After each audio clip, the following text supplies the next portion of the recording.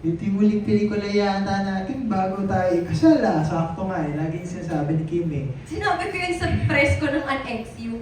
Fake news pala, guys. Ito pala yung last. Ito talaga.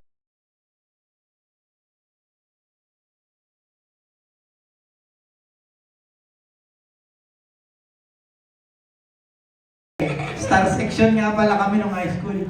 Wow! Serious. Ayun, last movie nyo as singles. Akala ko last movie na Hindi, rin. as boyfriend. Come on. Hindi, last movie nyo as singles. As singles. And boyfriend and girlfriend. Anong pakiramdam nung ginagawa ninyo to? Yun nga, si Kim yung lagi nagsasabi, uy, ito yung huling pelikula yata natin bago tayo ikasal ah. Sakto nga eh. Laging sinasabi ni Kim eh. Sinabi ko yun sa press ko ng UNXU. Fake news pala, guys. Ito pala yung last. Ito talaga. So, ang pakiramdam is, ngayon, malalaman na namin kung ano ba yung mga pinagsasabi namin sa pag-roll namin mag-asawa. Ito na. Noon kasi inaaral eh, tinatanong pa namin sa mga may mag-asawa, paano ba yung ganyan, pinanonood kami ng pelikula. Ito ngayon, masasabi namin na, hindi totoo yan. Ang mag-asawa ganito eh. Yun. Sa tingin ko yun yung nakaka-excite din. As we mature, our roles also mature eh. So, nakaka-excite. Ikaw, Kim. Ano ulit Ano pakiramdam mo na ito na yung last movie nyo as singles and boyfriend and girlfriend? Ay. Masaya, na-excite ako, pero actually, tatay ko ang may naramdaman. Kasi, sabi niya, anong pangalan mo dyan sa credits? Kim Molina. Kasi Kim Molina talaga pangalan ko eh. Kung buo Kimberly with a V, di ko alam kung bakit V yung spelling ng pangalan ko. Pero yun talaga pangalan ko, Kim Molina eh. So yung dad ko, meron siyang, so yan ba yung last ng Molina? Papalitan mo ba yan? may ganun si daddy na, so ano yan? Kim Molina pa rin. Kim Molina pa rin, di ba? Lalagyan mo ba ng Napoles? Wag na. Or ano?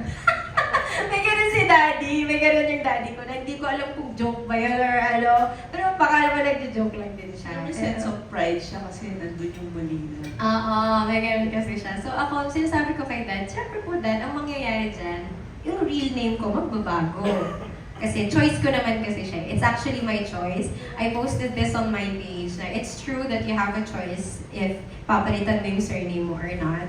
So, may mga friends ako na hindi na kasi ang hirap with the papers, yung mga passport, apparently ang hirap pa.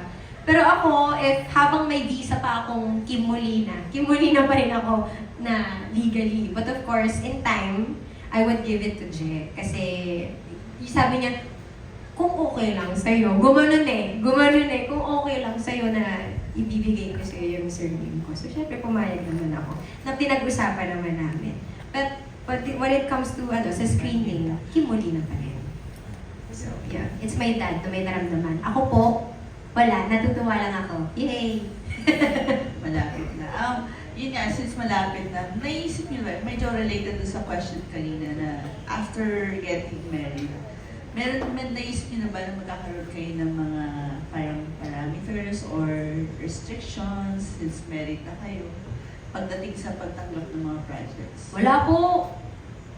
Baka actually, instead of having parameters, baka mas maluwag ang Oo. pagtanggap ng project. Kasi mag-asawa na. Mag-asawa na. Bubuo na ng pamilya eh. Kasi ako na lang sasagot for Jen.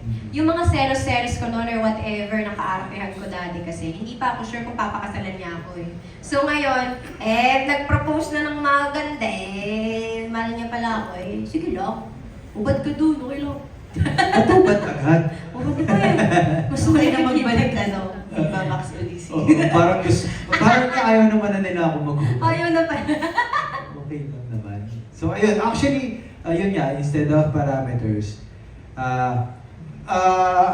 isa sa mga rason din kasi is, of course, as we grow older or as we age, may limited roles na rin. Of course, di natin makukuha yung mga 20s na role. Siyempre, unlike when you were in the sa 30s, pasok ka pa sa 20s, pasok ka sa 40s, pwede kang magkunyari prosthetics for 50s.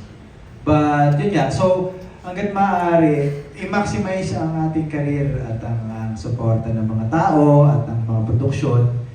So hanggat gusto nila, tanggap lang kami ng tanggap. Yes. Thank you and Thank you. congratulations. Salamat, class. Yes. Thank you.